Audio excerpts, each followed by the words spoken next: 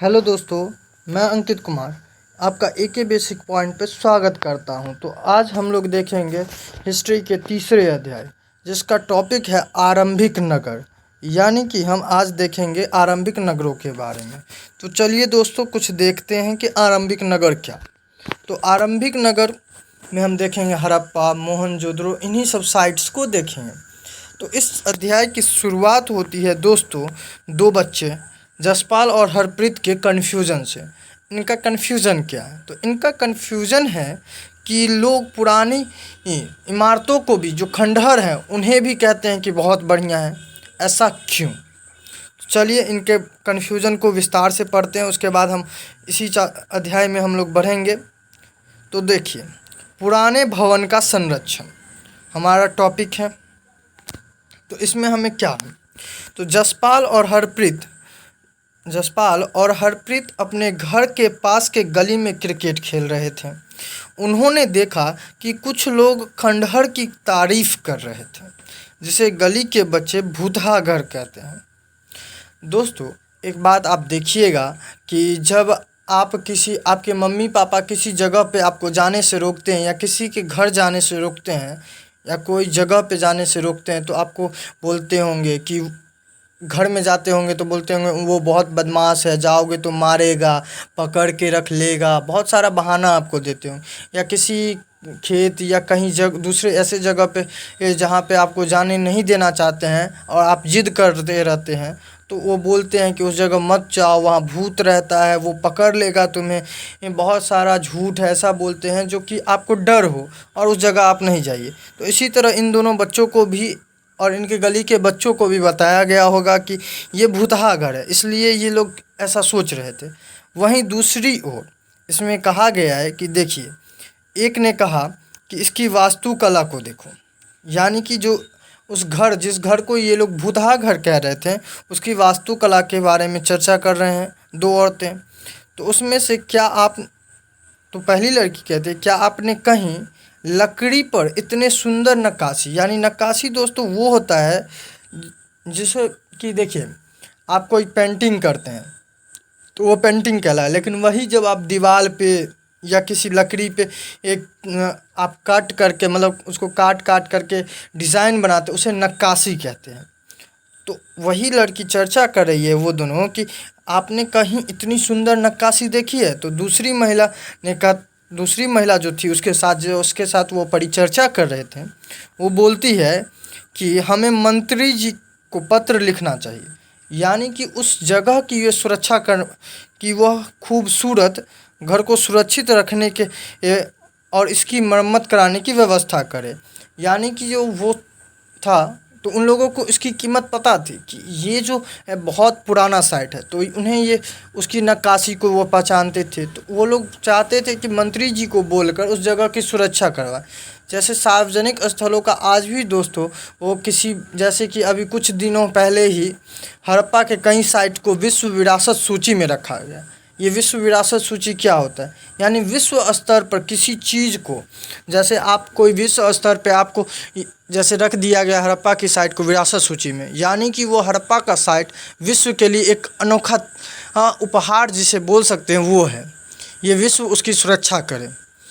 तो इसी तरह से और बहुत सारे, जैसे अभी यूरोप में आप अभी देख रहे होंगे कि रसिया और यूक्रेन लड़ रहा है, लेकिन यूक्रेन के बहुत सारे साइट्स ऐसे भी हैं, स्थल ऐसे हैं जिसे विश्व विरासत सूची में रखा गया है। सोचिए दोस्तों, उन जगहों को तबाह हो गया, यानी विश्व की इतनी बड़ी क्षति की गई। तो इसी तरह से दोस्तों, अब देखिए इसमें क्या है नेक्स्ट टॉपिक। तो इसमें हमें पढ़ना है कि हड़प्पा की कहानी, यानी हड़प्पा जो साइट था उसके बारे में। तो चलिए देखते हैं हड़प्पा की क्या कहानी है। तो लिखा है इसमें, अक्सर पुरानी इमारतें अपनी कहानी बताती है। जैसे आप ही ने देखा कि अभी दोनों बच्चे जब खेल रहे थे तो दो महिलाएं उस पर परिचर्चा कर रही थी। यानी कि वो पुरानी इमारतें खुद बताती है कि हम कितने पुराने हैं और हमारी क्या महत्ता है। उसी तरह हड़प्पा भी है।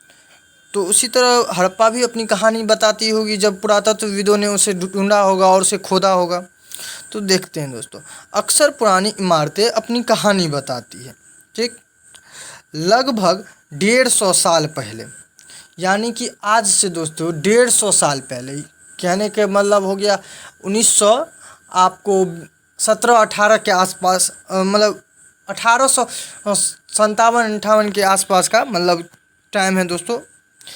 पंजाब में पहली बार रेल लाइन बिछाई जा रही थी। मतलब पंजाब में जो है ना रेल लाइन की शुरुआत, ये ब्रिटिश टाइम का ही बात है दोस्तों, जब पंजाब में रेलवे लाइन बिछाई जा रही थी। तो इस काम में जुटे इंजीनियर को अचानक हड़प्पा का पूरा स्थल मिला। जो हड़प्पा का काम में जो इंजीनियर, तो आप जब रेल लाइन बिछाते हैं तो आप शहरों से दूर या शहर के बीचों बीच कभी कभी ले जाते हैं, या कभी गांव से या कभी जंगलों के बीच से ले जाते हैं रेलवे लाइन। बहुत जगह ऐसा होता है। तो उसके लिए हर जगह का साफ़ सफाई किया जाता है जिस जगह से उसे गुजारा जाएगा। तो उसी दौर में वहाँ के जो इंजीनियर इस काम में जुड़े थे उन्हें हड़प्पा के पुरा स्थल मिले, जो आधुनिक पाकिस्तान में, जो अभी के पाकिस्तान है ना, वहाँ मिले। तो उन्होंने सोचा कि यह एक ऐसा खंडहर है जहाँ से अच्छी ईंटें मिल सकती है। क्योंकि दोस्तों हड़प्पा की एक विशेषता मैंने आपको पिछले जब वीडियोज़ बताए हैं उनमें बताया कि हड़प्पा में से पहली बार पकी हुई ईंट मिला। यहाँ नगर व्यवस्था बहुत सुगढ़ था, तो वहाँ से उन्हें ईंट मिला। उन्होंने इस ईंट को खंडहर सोचकर हज़ारों ईंट उखाड़ लिए। आप ही सोचिए दोस्तों, आपको नहीं पता है, किसी चीज़ के बारे में नॉलेज नहीं है, तो आप उसको क्या समझिएगा। अगर आपके काम का है तो उसका यूज़ कर लीजिएगा, नहीं तो उसको रद्दी समझ के फेंक दीजिएगा। तो उसी तरह से उन लोगों ने इन्हें समझा एक खंडहर है, और उस खंडहर से उन्हें लगा कि कुछ ईंट मिल जाएगा तो हमें बिछाने में, रेलवे लाइन बिछाने में अच्छा होगा, सुविधा मिलेगी, दूर से ईंट लाना नहीं पड़ेगा।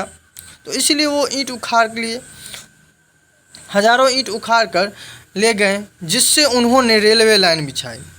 इससे कई इमारतें पूरी तरह नष्ट हो गई। आप जब इमारत से ईंट ले जाइएगा तो इमारत रहेगा नहीं, रह सकता है, वो तो ढहेगा ही।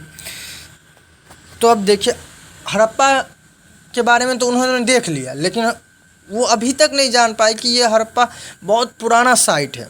तो इसके बारे में कैसे पता चला कि वो बहुत पुराना साइट है, तो इसके बारे में देखते हैं दोस्तों।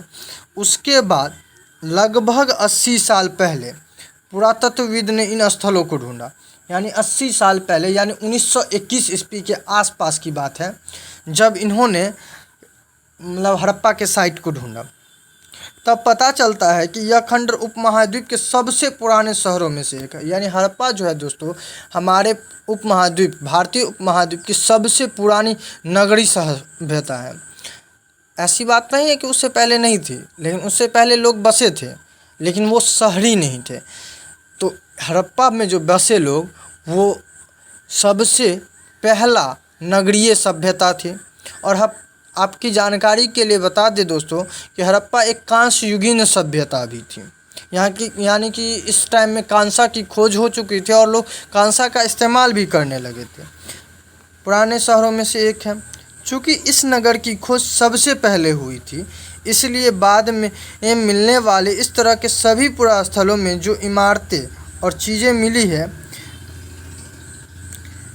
उन्हें हड़प्पा सभ्यता की इमारतें कहा गया। दोस्तों ये चीज़ आपको इसलिए बताया गया है कि उसके बाद मिलने वाले सभी चीज़ों को और उसके तरह मिलने वाले चीज़ों को हड़प्पा का साइट है। क्योंकि ये जितने भी हड़प्पा के साइट हैं, आपको मैप में हम दिखाएंगे, वो सभी चीज़ें सिंधु नदी के किनारे हैं। और इसे सिंधु की सभ्यता भी कही गई।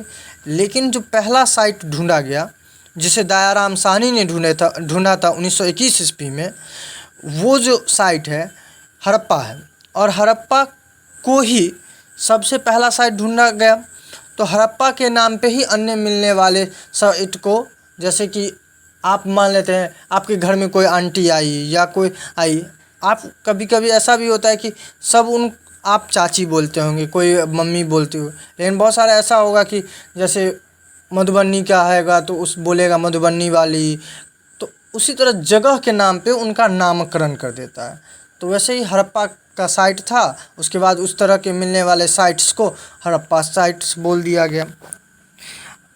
तो अब देखते हैं, चूँकि नगरों की खोज पहले हुई थी, इसलिए इसके बाद मिलने वाले सभी इस तरह के सभी पुरास्थलों में जो इमारतें और चीज़ें मिली है, उन्हें हड़प्पा की सभ्यता कही गई। इन नगरों का निर्माण लगभग 4700 वर्ष पहले हुआ, लेकिन यानी कि हड़प्पा की जो सभ्यता थी वो 4700 वर्ष पुरानी है दोस्तों। तो दोस्तों आज के लिए हम इतना ही रखते हैं, और नेक्स्ट वीडियोज़ में हम देखेंगे इन नगरों की विशेषता, यानी हड़प्पा जो नगर थी उनकी विशेषता के बारे में हम रखेंगे। अगर आपको मेरा वीडियो अच्छा लगा हो तो इसे लाइक, शेयर एंड सब्सक्राइब करें, और दोस्तों सब्सक्राइब के साथ आप अपना बेल आइकन भी दबा लें ताकि जब हम नया वीडियो डालें तो आप तक पहले पहुंचे। धन्यवाद।